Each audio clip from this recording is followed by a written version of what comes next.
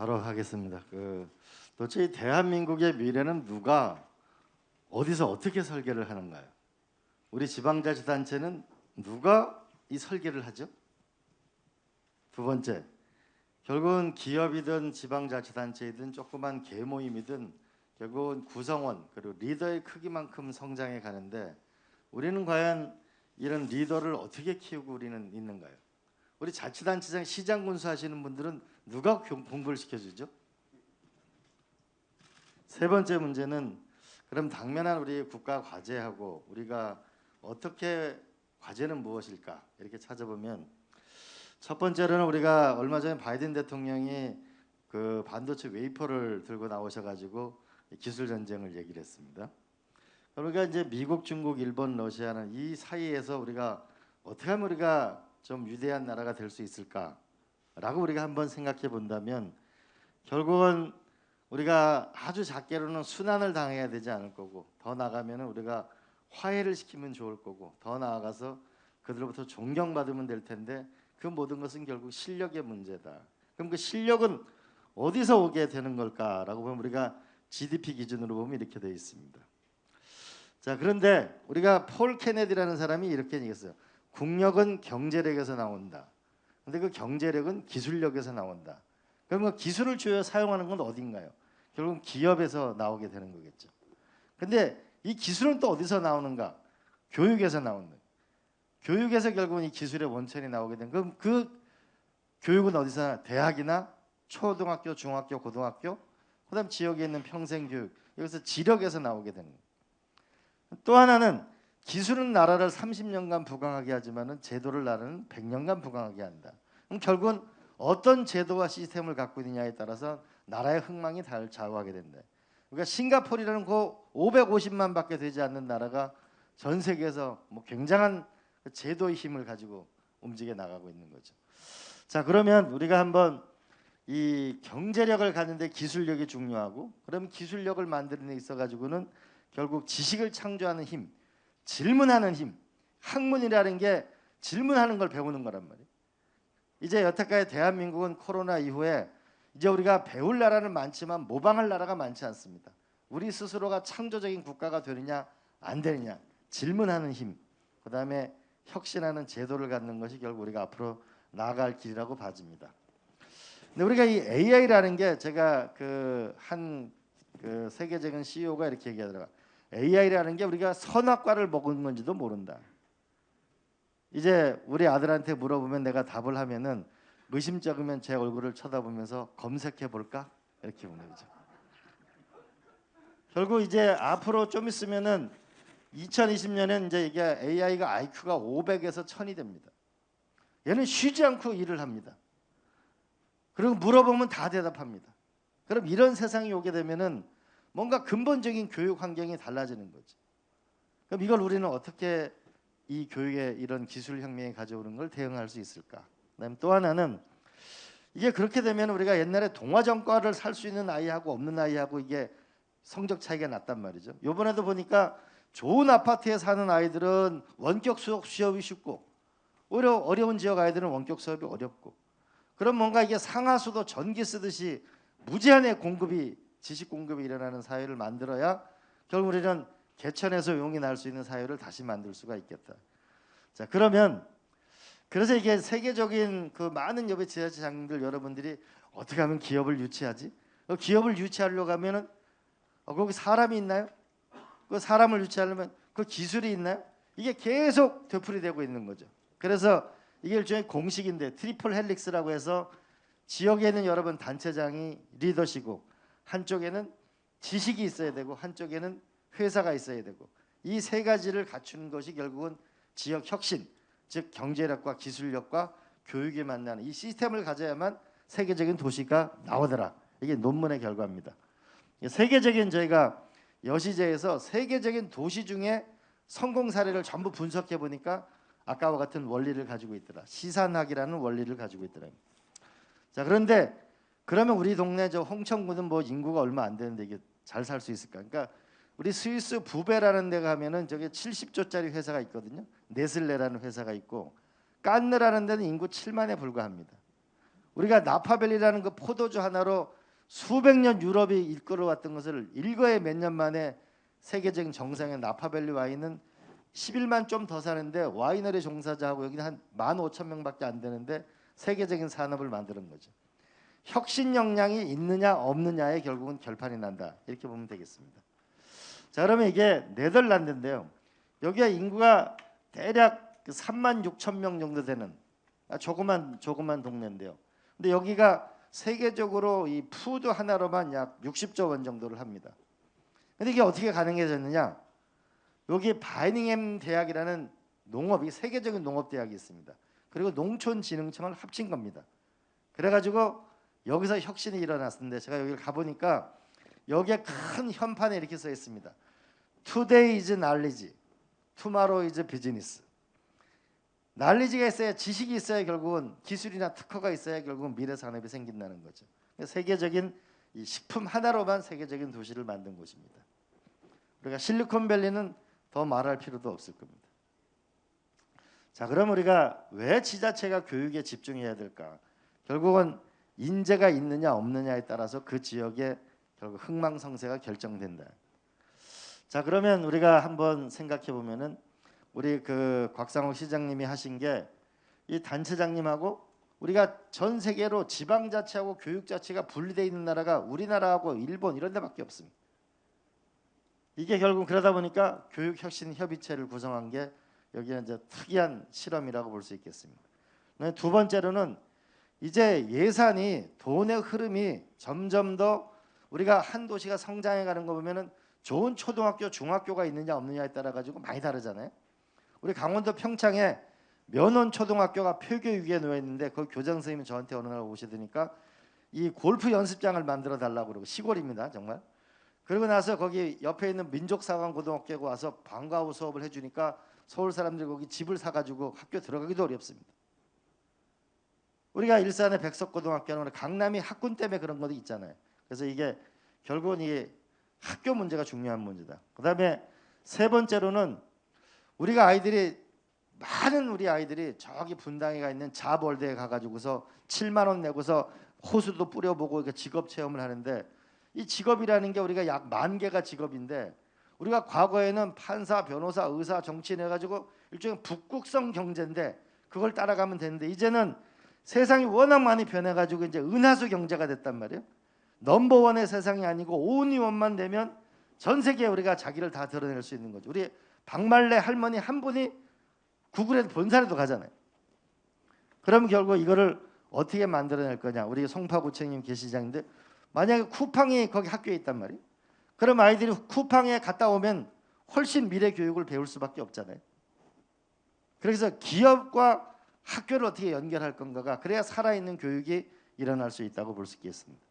방과후 학습 같은 경우에도 우리가 꼭 유명한 사람만 되지 않더라도 동네 식당을 해서 성공을 했다든지 이런 분들이 방과후 학습의 조인이 될 때 애들이 살아있는 교육을 받을 수 있겠다. 그러면은 더 사랑하게 되겠죠. 또 하나는 많은 여러분 공립 어린이집에 지금 들어가려고 어머니들이 줄을 서 있는데 이 다 땅을 사야 되고 힘드니까 우리가 교회나 성당이나 사찰이나 다 땅을 가지고 있잖아요. 거기를 어떻게 활용해 가지고 우리가 이 보육과 유치원 같은 걸 이뤄나가는 것도 함께 생각해 볼 필요가 있겠다. 자, 그럼 구체적으로 한번 생각해 보도록 하겠습니다. 우리가 전 세계의 IQ가 106입니다. 지난 40년 동안 1등을 했는데 우리가 유대인이 전 세계를 우리가 강력한 영향력을 행사하는 유대인이 IQ가 96입니다. 그런데 재밌는 거는 0세부터 8세까지 지능의 80%가 발달한다고 하고 12세까지 언어 지능의 80%가 발달한다고 해요. 그러면은 우리가 보육부터 유치원까지가 결국은 초등학교 1학년 때까지 제일 중요한데 사실은 보육 따로 보건복지부 따로 유치원은 교육부 이렇게 쪼개져 있는 것이죠. 이 문제에서 우리가 유럽 같은 경우에는 사실 2살짜리 3살짜리하고 차례 열중서를 할 수가 없잖아요. 그러면 여기에 가장 학력이 높은 선생님들이 오고 페이도 제일 좋습니다. 근데 우리는 지금 그렇지 못하고 엄마들이 굉장히 힘들어하고 있는 거죠. 이 보육과 교육, 유치원에서 우리가 여기서 집중적인 투자를 이뤄내는 도시가 될 때 우리가 경쟁력 있는 도시가 될 수 있고 이게 또 기초가 돼야만 출산 문제가 해결해 나가는 데 도움이 될 수 있겠다고 볼 수 있겠습니다. 두 번째로는 이게 이제 천장 높이 이게 MIT에 나온 논문인데 이상한 게 저기서 노벨상 수상자가 많이 나왔어요. 옛날 그 창고처럼 지은 건데 그래서 나중에 보니까 천장이 높을수록 창조력이나 창의성이 높아진다는 논문 결과가 나왔습니다. 이것이 뭐냐면은 이 대한민국 양계장에서는 독수리가 나오지 않는다. 이게 홍익대학교 유현준 교수의 강의 내용인데 대한민국에 담장 있는 건물이 두 개가 있는데 하나는 교도소고 하나는 학교라는 거죠. 그래서 이 건물에서 어떻게 뭐냐면 세계적인 아이가 나오겠느냐. 그래서 공간을 구성할 때 학교 건물을 지을 때도 우리가 이런 연구를 통해서 지을 때 결국은 좋아지게 될 거다. 그래서 많은 아이들이 학교 폭력 때문에 굉장히 힘들어합니다. 그래서 굉장히 좋은 학교 운동장이 초등학교, 중학교, 고등학교 운동장이 도심에 좋은 걸 가지고 있는데 이렇게 하지 말고 이 교수가 제안하는 거는 쉽게 얘기하면 여기 아파트 단지가 있고 그러면 학교가 있으면 학교 운동장을 마을 사람들이 사는 쪽으로 빼내는 거죠. 그러면 마을 주민도 쓰고 왜냐하면 초등학교, 중학교 아이들 같은 경우에는 오후 3시면 다 집에 가잖아요.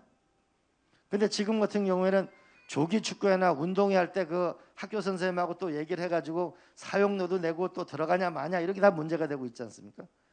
그래서 이 공간을 효율적으로 쓰기 위해서 결국 학교 운동장 시설과 이것을 우리가 학교를 건설할 때도 이렇게 하게 되면 우리 아이들이 훨씬 더 좋겠다 이런 얘기입니다. 이게 이제 일본 같은 데서 쓰는 것도 서서히 이 일본 같은 데서 이런 것이 생기고 있습니다. 이 부산시의 교육 사례고요. 외국에는 서서히 이제 초등학교, 중학교 같은 보니까 애들이 주로 이제는 외우는 거는 다 이제 그 비리 수업을 하고 와서 주로 학교 토론 수업이 대부분입니다.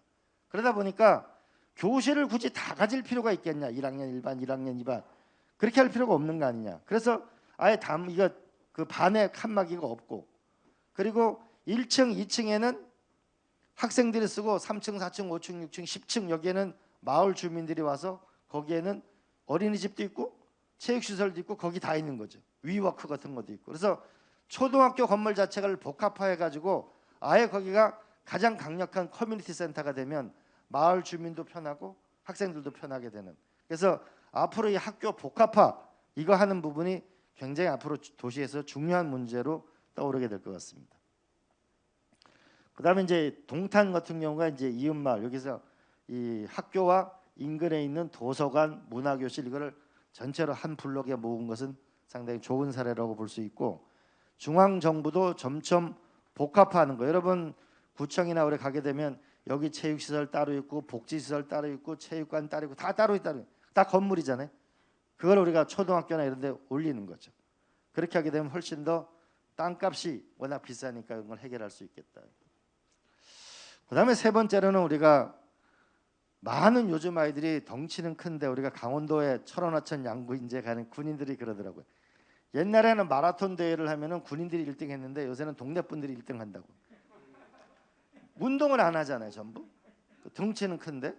그래서 이 아이들을 이게 그래서 그냥 애들 보면은 그냥 옛날에 저희가 어렸을 때는 선생님이 공 하나 나눠주고 야 자율학습 축구 이렇게 됐는데 그렇게 하지 말고 운동을 이게 이제 하버드 대학 교수인데 운동화를 신은 뇌라고 이분이 운동하고 뇌의 상관관계를 이렇게 연구해 보니까 이게 영교시에는 이 네이퍼빌 고등학교인데요. 여기가 영교시에는 체육 수업을 합니다.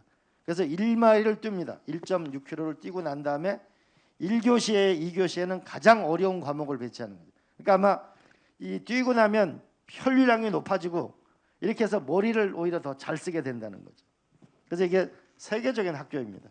그래서 우리도 우리 아이들한테 맨날 공부하라만 이렇게 하지 말고 실제로 우리가 한 교실에 가게 되면 중학교 고등학교 중에 30명 중에 한 10명은 자고 있고 정말 참담하거든요. 이런 면에서 우리 아이들에게 좀 새로운 자유와 새로운 걸 만들어주는 부분에서 우리가 한번 연구를 같이 하면 좋겠다고 봅니다. 또 하나는 이 제가 태백 영월 평창 정선에서 국회의원을 하는데 지역아동센터이거나 이런 그 아이들이 굉장히 어렵습니다. 그리고 학원도 없었습니다. 그래서 무슨 자극을 줄 수 있을까 생각해 보니까 원주에 보니까 연세대학이 여름방학 겨울방학 기숙사가 비는 걸 알게 됐습니다. 그래서 몇백 명을 여름방학, 겨울방학 기숙사에 보내고 거기서 연세대학 교수님들이 수학, 소위 이제 이론 수학이래, 그 논리 수학이라는 걸 가르쳐주고 영어, 그다음에 수영장도 쓰고 실험실도 쓰고 그러니까 애들이 조그만 시골의 초등학교에 있다가 많은 자극을 받잖아요. 그게 이제 굉장히 잘 돼서 OECD에서 우리가 이게 상도 받고 했는데 머레이 캠프라고. 그렇게 되면 우리 금정구청장이면 부산대학교 인근에 있는 대학교의 문을 열면 대학교 안에 외국인 학생들도 많고 교수들도 많고 그렇게 해서 이 대학교에 있는 이 리소스, 이 자원을 우리의 초중고등학교, 그다음에 많은 외국에는 미국 같은 경우에는 대학교에 지역 주민들이 많이 가죠. 거기 체육시설도 많고 교수들도 많고 그래서 직업 교육을 대부분 대학교에 안에서 많은 걸 합니다. 그래야 훨씬 더 체계적인 교육이 되고 지금 우리가 직업 교육 가보면은 최저임금 받는 분들이 그 우리 강의하는 분들도 꽤 있거든요. 그래서 이게 직업 교육을 하는 부분도 체계적으로 대학은 시스템이 있기 때문에 가능해질 수 있고 그러면 우리가 인근에 있는 대학을 최대한 하려고 하면 지역 주민도 좋고 초중고 학생들도 그러니까 처음에는 제가 여기 보내자고 하니까 많은 반대가 많았습니다. 여기 돈이 들어가니까 처음엔 단체장님들이 일단 싫어하시고 또 학교로 봐서는 또 귀찮은 일이 또 생기거든요. 그런데 나중에 이게는 학생들이 갔다 오니까 평가가 좋으니까 우리 뭐 영월군수나 정성군수분들 더 예산을 더 늘려가서 상도 받고 그런 이런 거를 전국적으로 하면 좋겠다고 생각이 듭니다. 또 하나는 이 결국은 마을 전체가 학교가 돼야 되는데 지금 제가 여기 종로 부암동에 있다 보면은 정말 이 기라상같이 쟁쟁한 분들이 정말 매일 북한산만 다니고 이러면 곤란하잖아요. 우리 서대문에 안산만 계속 오시면 곤란하잖아요. 우리 지역에 사시는 분들 은퇴하는데 55, 뭐 60 이렇게 은퇴하는데 이분들의 역량을 우리가 학교 역량으로 끌어들여야 된다. 그러면은 우리가 삼성에 우리가 제 나이 또래 되면 이제 그 진급을 못하면 그만두는 정말 좋은 사람들이 많잖아요. 그분들을 우리가 초등학교, 중학교, 고등학교에 학교 선생님들을 모셔가지고 방과후 수업도 하고 우리 송파구청장님처럼 우리가 유튜브 학교 같은 걸 만들어 가지고서 거기서 우리가 강의를 해가지고 전국으로 보내는 여기 지역에 있는 아마 단체장님들이 돈을 좀씩 모아가지고 그 지역 내에 있는 베스트 선생님들 해가지고 유튜브로 찍어가지고 동네도 보내고 전국 단위로 학교와 연계하게 되면 굉장히 저는 많은 컨텐츠를 제공해 줄 수도 있고 은퇴자들도 상당히 저는 보람된 일이라고 생각합니다. 이게 영국 같은 경우는 굉장히 성공했습니다. 그러니까 나는 이게 많은 제가 그 중고등학교 선생님들 애로가 AI 교육을 시켜야 되는데 어느 선생님을 섭외를 하죠? 초등학교, 중학교에서 누가 전문가인지 알 수도 없어요. 그리고 막상 알게 돼도 어떻게 접촉을 해야 되는지 모르는 거죠. 그러니까 일단의 기금을 만들어 가지고 나는 이런 봉사활동을 할 수 있는 것이 있다. 나는 이런 학교와 이런 수업을 원한다. 라고 하면 이게 매칭을 하게 되면 이분은 최소한의 경비만 받고 기본적으로 공짜로 갈 수 있는 저 부산까지 혼자 저기 기차 타고 와서 봉사활동하고 와서 이런 곤란할 거 아니에요. 그래서 이런 것을 우리가 만들어서 여기 있는 그 미래 교육에 여기 쌓아 나가면 지역 역량들이 합쳐나오고서는 유튜브로 컨텐츠로 확보해 나가면 훨씬 더 전 좋아질 거라고 생각합니다. 또 하나는 이제 우리가 K무크라는 미국의 코세라라는 데가 있는데 저기가 약 사용자가 6천만 명인데요. 저희 가면 온라인상에 수업이 다 들어가 있는 거죠. 미국의 아리조나 대학이 학생 수가 12만 명입니다. 온라인으로 졸업한 것도 다 학점으로 인정하고 학위를 인정하는 거죠. 조지아텍 공과대학이 대학원을 설립했는데 여기를 일반으로 가게 되면은 몇만 불이 되지만은 여기를 온라인으로 졸업하게 되면은 7천 불이니까 700만 원에 졸업하게 되니까 학생 수가 굉장히 늘어나는 거죠. 이제 결국 이게 온라인상에서 최고의 컨텐츠를 제공하는 이 시대가 결국 열려야 되는데요. 그래서 이제 우리나라가 하는 게 올해 대한민국의 그 국립중앙도서관 그다음에 국회도서관에 있는 모든 이 지식자료 컨텐츠를 전부 디지털라이징 해가지고 학교 교실하고 아파트 단지까지 다 보내준다는 거죠. 그래서 우리가 대부분의 요새 일이라는 게 다 검색이잖아요, 대부분. 그래서 아파트 단지까지 다 보내는 이걸 이제 우리가 하려고 합니다. 그래서 이번에 법이 통과되면 그걸 지금 하고 있는 거고 또 하나는 이번에 방과후 수업을 하고 나니까 KBS 동영상이나 EBS 동영상 좀만 지나면 다 저작권에 걸리는 겁니다. 그래서 이 저작권 문제를 해결해 가지고 EBS에서 무한정 인재권, 여태까지는 고등학생들 수업 문제, 대학 입시를 주로 했다면 지금은 초등학교, 중학교 이거를 집중적으로 하는 거. 그다음에 여러분 단체장님들께서 한번 방송통신대학하고 한번 협약을 맺으셔 가지고 우리가 옛날 노래는 나의 클래식 10곡이 다 안 듣고 나 한 곡만 듣고 싶다고 해서 이게 디지털 음원이 생긴 거잖아요. 나는 방송통신대학에서 공부를 하고 싶은데 한 학기 거 다 말고 한 과목만 듣고 싶다 라고 하면 몇만 원이면 우리가 공부를 할 수 있잖아요. 요즘 점점 더 그 인터넷 학점제라는 게 점점 더 생기니까 그런 부분을 우리가 협상을 해가지고서 얻어내면 우리가 많은 방통대도 실제로 더, 이게 사실 세계에서 가장 성공한 대학이 방통대인데 이게 디지털로 더 전환됐으면 훨씬 더 좋은 대학이 될 수 있었겠죠. 그래서 그 부분이 방통통신대학과 하게 되면 훨씬 좋고, 그다음에 많은 취직 준비생들이 어려운 게 1년에 약 350만 원씩 씁니다. 취직하는 데들은 공부하는데. 그런 부분을 우리가 함께 협력해서 프로그램을 만들면은 또한 취준생한테도 저는 좋은 결과를 가져올 거라고 봅니다. 근데 이게 사실은 이 교육에 성공하게 되면은 우리 아이들과 이 커뮤니티가 탄탄해지는 것도 있고, 우리가 부모와 자식 간의 유대가 강해지는 것도 있고, 지식력이 강해지는 것도 있지만, 또 하나 이 교육 산업은 인류의 앞으로 최대의 미래 산업입니다. 엄청난 컨텐츠가, 이게 요새 보면은 우리가 꼭 교육 컨텐츠는 아니지만은 우리가 이모티콘 하나만 가지고도 막 어마어마한 매출을 일으키잖아요. 교육 컨텐츠가 여러분 교육협의회에서 만들어 가지고 이 교육 컨텐츠만 만들어도 그게 나중엔 투자한 것보다 훨씬 더 많은 수익을 가질 수도 있고, 이게 미래 산업이 저는 될 수 있다고. 그러면은 그 우리가 공주 같은 데는 그 영상이 강하거든요, 대학. 그다음 우리가 3차에 보면은 안경학과가 대한민국에서 넘버원이거든요. 그런 인근에 있는 대학의 한 과 정도랑 해서 우리가 하나의 컨텐츠를 자꾸 만들어 나가면 그게 산업이 될 수도 있습니다. 그렇게 성장해 가면 좋겠다고 생각합니다. 그다음 또 하나는 아까 말씀드렸지만 이제 모든 그 국회에 있는 도서관이 전부 아파트 단지까지 가게 됩니다. 그래서 우리가 앞으로 그 아파트 단지를 설계할 때도 이제 저희가 이제 뉴딜 차원에서 이걸 본격적으로 주거 플랫폼을 하려고 하는데요. 이게 서서히 우리가 이 화신백화점이나 이게 요새 코로나 이전의 집하고 코로나 이후의 집이 다른데, 코로나 이후에 집에 머무는 시간이 50%가 늘어났습니다. 그럼 집을 2배로 늘릴 수는 없습니다. 근데 집에서 많은 일을 하는데 내가 집에서 일을 하니까 아들이 와서 아빠 놀아줘 안 놀아주니까 물총으로 컴퓨터 쏘는 거죠. 그러면 사는 공간은 굉장히 작지만 위워크를 아파트 단지 내에 해줘야 된다.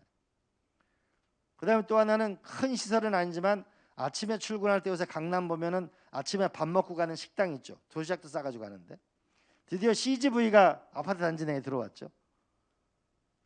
그 문화. 그다음에 돌보무료. 이번에 요양원에서 대부분의 코로나 사고가 났는데 그게 보니까 아들로 봐서는 불효하는 거 없고 부모로 봐서는 서운하고 막상 요양원에 가니까 돈이 많이 들고 그리고 사고도 많이 나니까 그거보다는 차라리 아파트 단지 내로 우리가 모셔오자. 그래서 1동, 2동, 3동, 5동은 자식들하고 손자하고 살고 7동, 8동은 노인들이 모여 사는데 거기 의료시설이 있는 거죠. 그래서 이거를 만약에 이거를 패키지로만 해줄 수 있으면은 일자리만 있으면은 굉장히 저렴한 생활이 되는, 그래서 이런 형태의 앞으로 도시개발과 아파트 단지를 만든다. 그래서 제가 고려대학교 같은 경우에는 고려대학교 홍릉, 그다음에 외국어대학교, 경희대학교 일대를 거기가 저밀도 개발인데 거기를 고밀도 개발로 올리면은 거기서 결국은 일자리도 나오게 되고, 중국 같은 경우에는 아이들이 대학원까지 거기서 삽니다. 학교 안에, 학교 안과 바깥에. 거기에 창업보육센터가 다 같이 있는 거죠. 그렇게 해서 우리가 앞으로의 지식과 일자리와 주거가 함께 있는 이런 주거 플랫폼을 만드는 쪽으로 하면 좋겠다. 그러면 돈을 어떻게 감당할 거냐라고 이제 나올 텐데, 돈 부분에 대해서는 우리가 지금 만약 20층까지 짓고 있는데 이걸 더 높이면 40층까지 짓게 되면 이거하고 일본이 하듯이 용적률과 이거를 고도를 거래하는 거죠.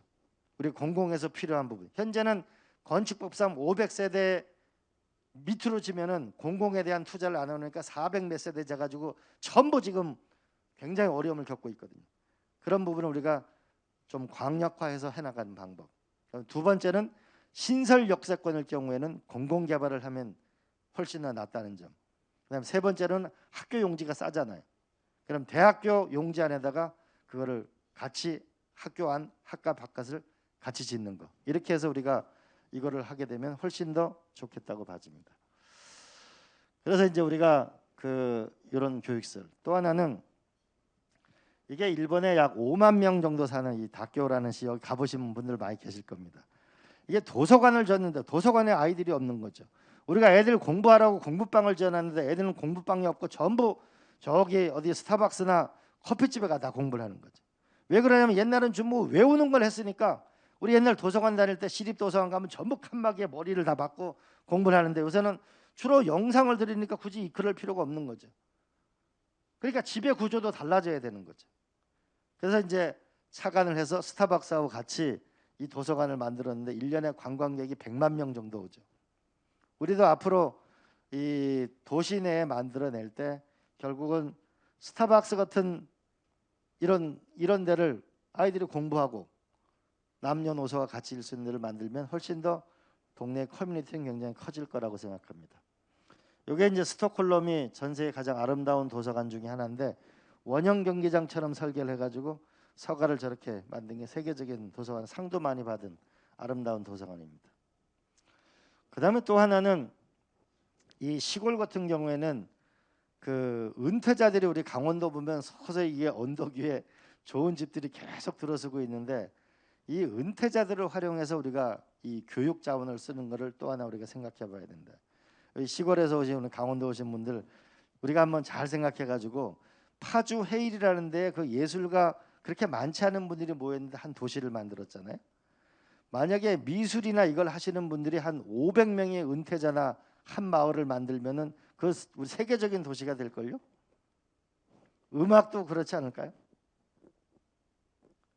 그래서 은퇴자가 그냥 은퇴자가 아니고 사실상 은퇴하고 싶을 때 은퇴하는 거. 그래서 어떤 영역에 전문성이 있는 분들을 우리가 그 마을로 초대해서 빌리지를 만드는 거죠. 그럼 그것이 하나의 컨텐츠가 되는 거고 그게 미래의 산업이 되는 거고 도시의 경쟁력이 되는 것을 만들어서 이제 앞으로 이제 수명 100세 시대가 왔습니다. 과거에는 65살까지 일을 하면 대략 75세 80에서 사망했는데 이제 100살을 살고 나면은 65살에 은퇴하고 나면 35년 동안 뭘 먹고 살겠어요. 그럼 결국 75살까지 일을 할 수 있는 사회를 만들어야만 우리 사회는 지속 가능해집니다. 그러면 그냥 은퇴자가 사회적으로 낙오자가 되는 게 아니고 이분들을 적극적으로 활용하는 형태로 하면 좋겠다. 제가 노무현 대통령이 국회의원 종로 출마했을 때 조사해 보니까 종로 관내에 교수님만 1,800명이었어요. 거기 성균관대학교, 국민대학교 붙어 있고 상명대학교하고 성균관대학, 방통대학이 우리가 무지한 자원을 우리가 서울에 강남이 못 가진 걸 강북에 갖고 있는데 이거를 리소스를 활용하는데 은퇴자를 저는 최대한 함께하면 우리 사회가 훨씬 더 공동체가 따뜻해질 거라고 생각합니다. 그래서 제가 미대나 음대나 이런 예술가 마을을 만들면 저는 특색 있는 마을이 될 것이다. 그 다음에 또 하나는 이제 아까 말씀드린 광주형 일자리라고 했는데 가니까 광주시장님이 이제 아파트를 지어달라는 거예요. 왜냐하면 공장에 일하시는 분만 있어가지고 안 되니까 결국 좋은 집과 교육과 이걸 다 원하는 거죠. 그래서 이거를 주거 플랫폼이라고 하는 이거를 우리가 새로운 뉴딜에서 훨씬 더 이 주거를 안정적으로 공급해주면 훨씬 더 좋은 인력들이 우리가 함께할 수 있다고 보는 것입니다. 그래서 저는 이랬으면 좋겠어요. 대전에 오셨는데 우리 카이스트에다가 시고 중소도시의 많은 문제가 병원 문제입니다. 우리가 많은 일본인들이 중소도시에 갔다가 다시 근자로 동경으로 돌아오는 이유는 의료 때문인데 만약에 카이스트에다가 대학 병원을 주는 거죠. 대신 임상병원이 아니고 연구병원. 그럼 스탠포드가 공대하고 의대하고 같이 있으면서 세계적인 산업을 내거든요. 그러면 카이스트하고 옆에 있는 충남대학교가 땅이 넓잖아요. 거기 하나를 아까 같은 이런 복합화를 하게 되면 훨씬 더 지방대학이 강력해지면서 거기도 산업을 나올 수도 있고 우리 포항공대 같은 경우에 포항제철이 있고 포항공대에다가 대학병원을 주면 그 동네가 다시 또 좋아질 수 있죠. 울산은 유니스트가 있죠. 그래서 광주에는 지스트가 있죠. 그래서 이 최고의 과학기술대학에다가 여기다 대학병원, 연구병원이죠. 연구병원을 만들어서 이걸 복합화하면은 훨씬 좋겠다 이런 생각이 듭니다. 끝으로 이제 친구를 맺어주시면 되는데, 제가 이게 이제 청와대도 있어보고 국회의원도 해보고 뭐 도지사도 해보고 그다음 동계올림픽을 유치하면 제가 전 세계 정말 많은 나라를 가봤거든요. 그러면 결국은 이 삶의 질 지수라고 하는 거는 결국은 일자리가 있느냐 없느냐, 소득이 안정됐냐 없느냐, 돌봄과 교육식 시설이 좋으냐 안 좋으냐, 그죠? 돌봄과 노인 돌봄, 그다음에 교육, 그다음에 의료, 그다음에 문화적인 시설이 있느냐 없느냐, 이게 결국은 핵심적인. 그러면 이게 삶의 질의 물질적인 거고, 또 하나는 공동체가 굉장히 중요하더라.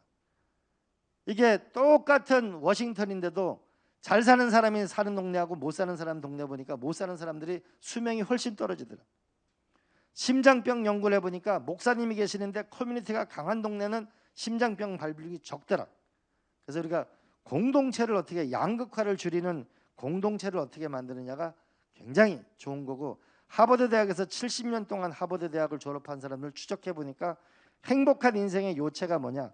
좋은 관계들이에요. 좋은 관계가 존재하는. 우리 대한민국 큰 아파트 단지에서 소송 안 벌어지는 아파트가 없잖아요. 그걸 뭔가 이걸 회계를 투명하게 하는 거 하나만 만들어도 동네가 얼마나 안 싸우고 조용해지나요? 근데 반상회라고 하면 안 나오잖아요.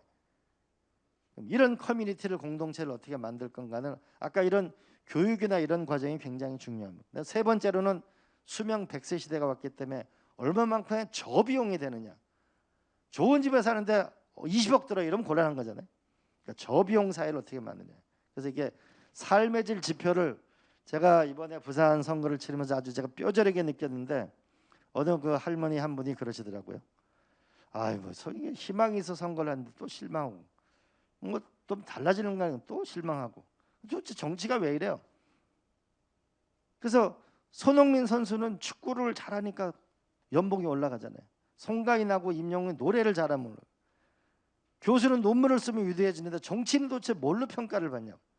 그래서 이제 대한민국의 정치 혁명이 일어나야 되겠다. 이제 일, 소득, 주거, 교육, 의료, 문화 딱 지표를 만들고 공동체, 이 3대 양극화, 지역 간에, 자산 간에, 소득 간의 이 양극화를 어떻게 할 거냐, 공동체가 어떻게 저비용을 할 거냐 만들어 가지고 그 부분에서 우리가 한번 좀 세계적인 변화를 꾀할 때 멋진 나라가 되지 않을까. 그 모든 것에 가장 근본은 생각하는 힘인데, 그 생각하는 힘은 교육에서 나온다.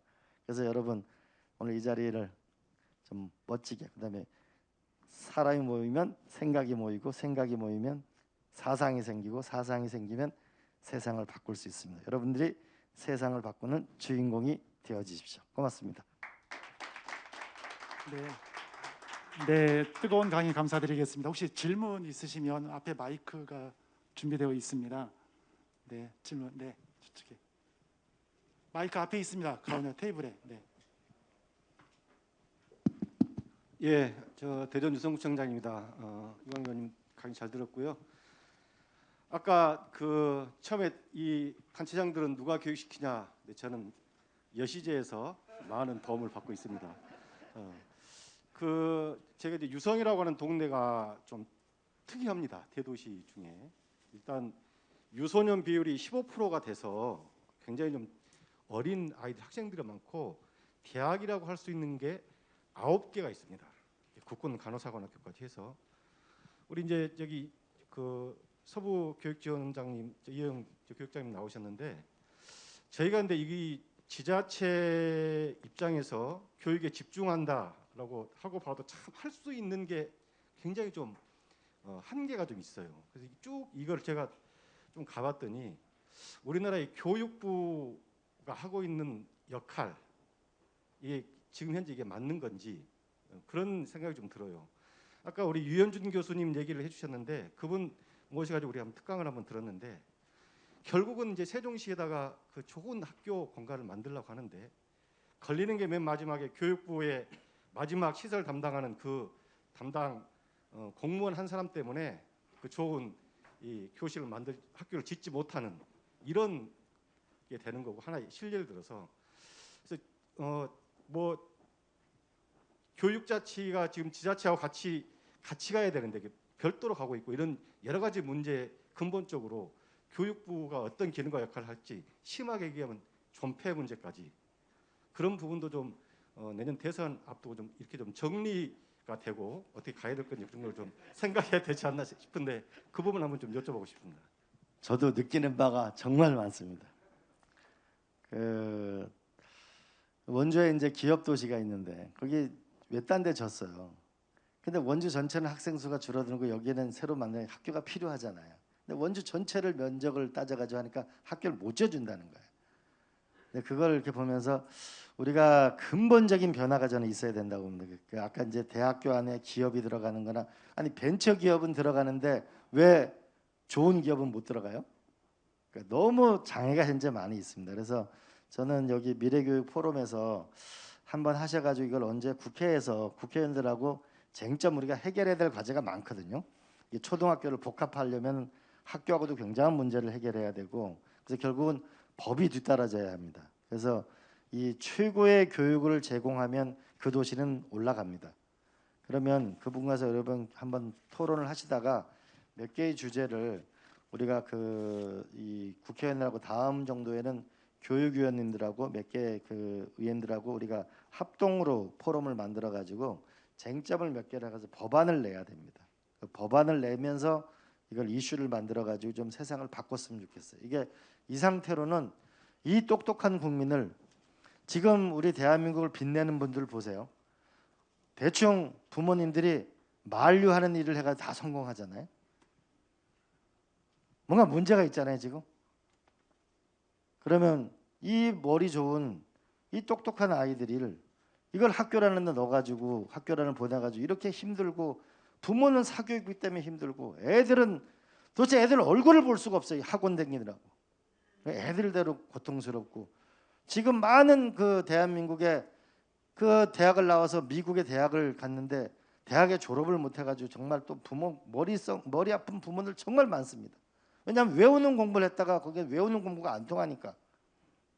그래서 우리가 이걸 한번 그 우리 곽상우 회장님하고 한번 하셔가지고 한번 조만간 우리가 이 문제를 해결하려면 이 법이 통과돼야 된다라고 하는 거를 국회의원들하고 우리가 연속으로 해가지고 그래서 국회의원들하고 같이 여야 국회의원들하고 같이 이렇게 한번 해가지고 이걸 포럼을 만들어가지고 이번에 대통령 선거가 있으니까 이때 좀 확실하게 대한민국은 교육만 잘 되면 국민이 강한 나라고 지도자가 약한 나라입니다.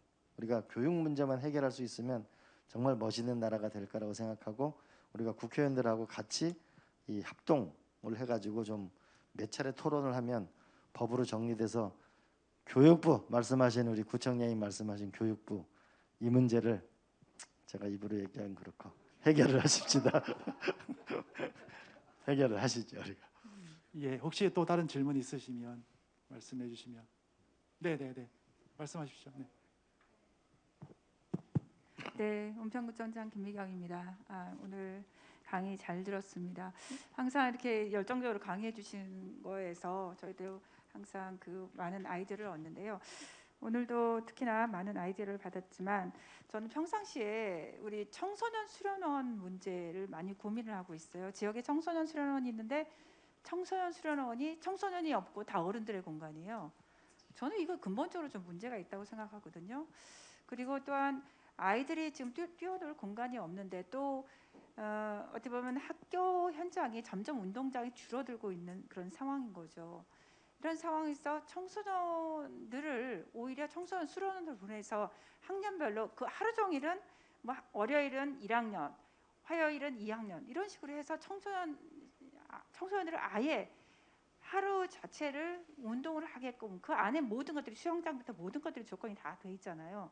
이런 것들을 연결하는 사업이 가장 저는 중요하다고 생각하거든요. 그래서 그걸 좀 근본적으로 고민해 주셨으면 좋겠고 그 부분을 또 운영비라든가 이런 부분들 청소년 수련관의 운영비는 학교에 우리가 지원하는 금액만큼 그곳을 주면 되는 거거든요.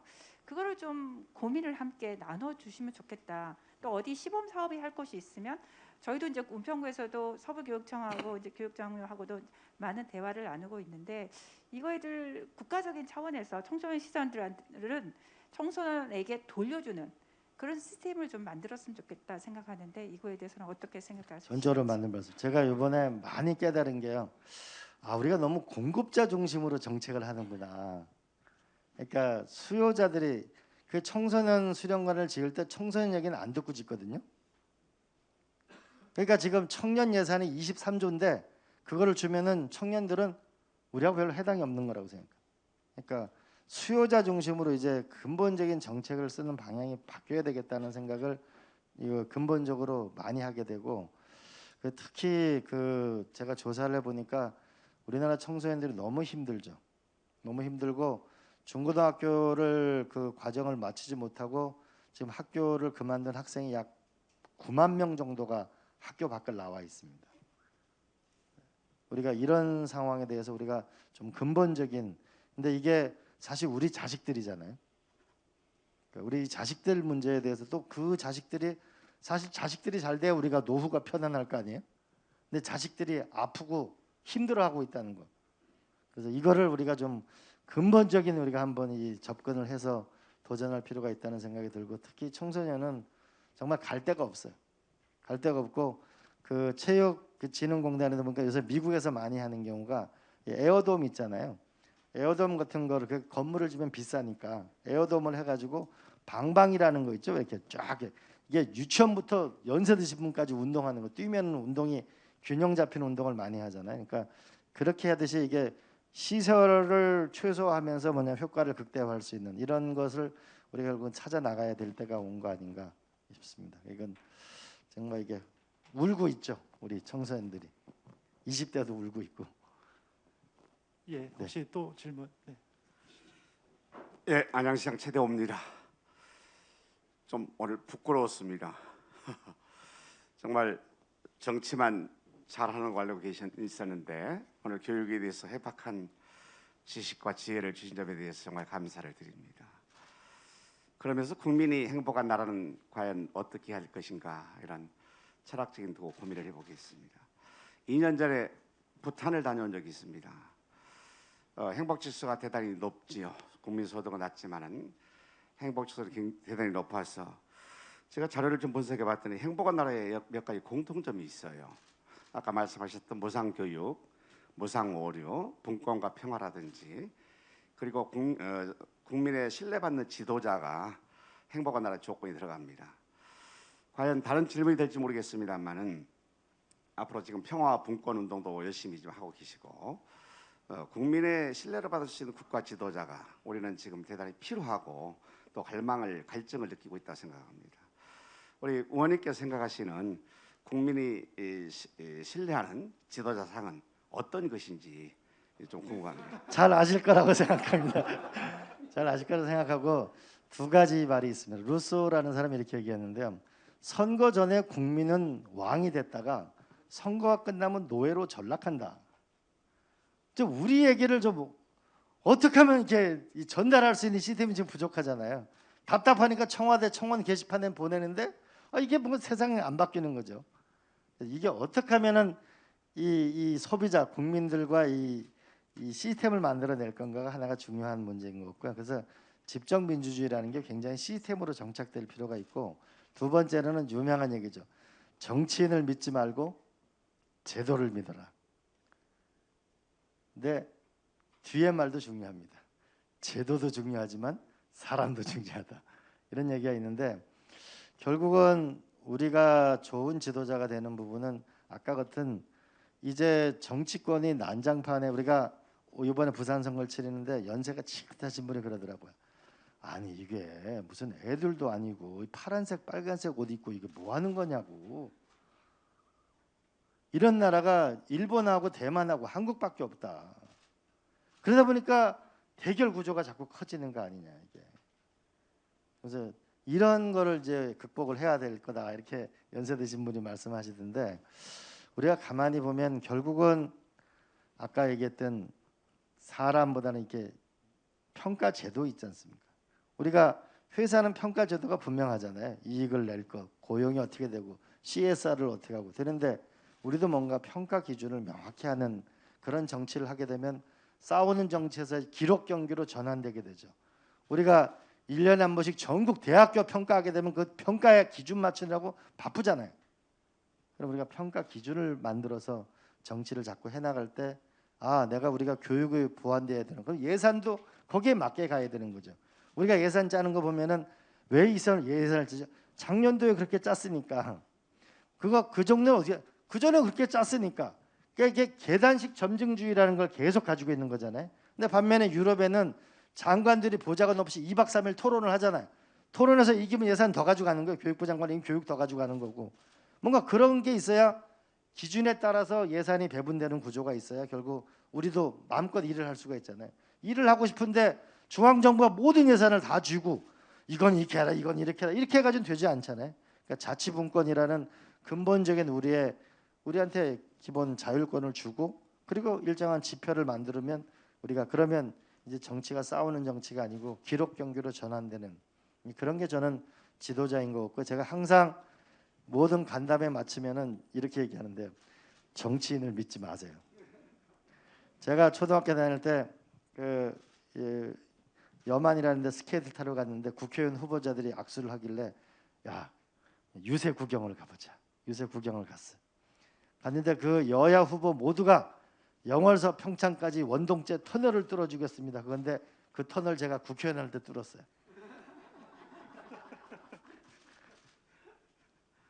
그런 측면이 존재한다. 그러나 한편으로는 정치인을 국민들이 키우는 거잖아요, 사실은.